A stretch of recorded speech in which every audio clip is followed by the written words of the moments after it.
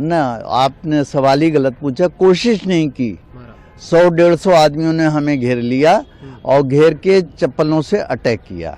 ये बोल रहा है कि इसको 100-150 लोग ने घेर को मारा है। अगर 100-150 लोग ने घेर को मारा होता तो अब तक ये मीडिया पर जैसे जवाब नहीं दे रहा होता। और दूसरी चीज, मैं ये चीज मानने को तैयार नहीं हूँ कि इसको 100-150 लोग घेर को मारे हैं। और क्या पता कि ये जो इसके ऊपर मार पड़ी है ये खुद करवाया हो अपने आप को फेमस करने के लिए।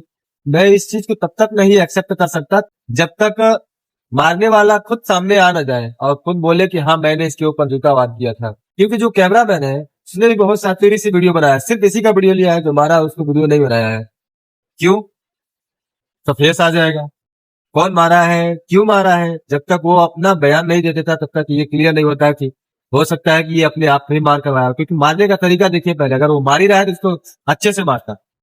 वो सिर्फ इसके हाथों पे टच कर रहा है, बार बार मार रहा है, इसके हाथों पे टच कर रहा है। और अगर ये बात सत्य है कि ये अपनी तरफ से मार नहीं करवाया है, इसको कोई जानबूझकर मारा है, ये भी गलत नहीं हुआ है, सही हुआ है और होना भी चाहिए। क्योंकि इसने खुद बोला था कि जूता मैंने नहीं फेंका है, वो तो जो ईश्वर की मर्जी था वो मैंने किया है।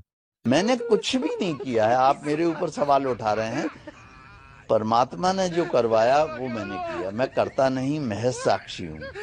तो इसने भी जो इसके ऊपर भी जिसने जूता बरसाया है वो अपने आप से तो नहीं किया है, ईश्वर की जो मर्जी थी उसने करवाया है, उसने किया है।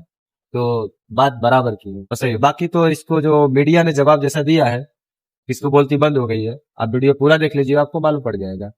वो मुझे मार रहे थे तो मैंने उनसे कारण भी पूछा कि भाई मुझे क्यों मार रहे हो। मैंने अपना बचाव खुद किया, ऐसा नहीं कि मैं वहां से भाग गया या दब गया, मैं बराबर वहीं पर रहा। और मैंने कहा भाई ये सब क्यों कर रहे हो। तो उन्होंने कहा कि वो जो घटना हुई थी सीजेआई के ऊपर, उसके लिए मैंने कहा। तो उन्होंने विष्णु भगवान का अपमान किया था। तो बोले क्या अपमान किया था। सही बात कही थी कि विष्णु भगवान अपना सर खुद लगा ले, क्यों नहीं लगा लेते वो।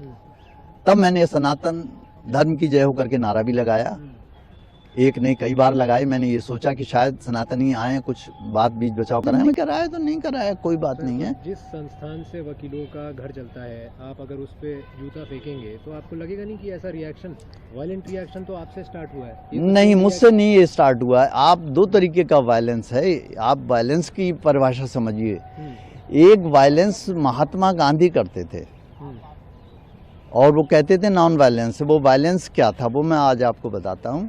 मैं था नहीं उस समय, मगर मैंने इतिहास में किताबों पर पढ़ा है। साबरमती आश्रम में अगर कोई शख्स चाय भी पी लेता था तो वो कहते थे, पता चल जाता था जब उन्हें, तो वो आमरण अनशन शुरू कर देते थे कि अगर तुमने चाय पी है फलाने ने। तो जितने लोग थे आश्रम के वो उनसे कहते थे कि भाई तुमने पाप किया और सजा हमारे महात्मा जी भुगत रहे हैं। ये भी एक वायलेंस था, आप समझिए। हाँ, तो किसी को हम सीधा अपना लेते वायलेंट, नॉन वायलेंट तरीका आपने। हाँ हाँ, तो वायलेंट एक्ट है। आप ये जो सवाल पूछ रहे इसके कई बार जवाब दे चुका हूँ। सबसे पहले उन्होंने अपमान किया विष्णु भगवान का।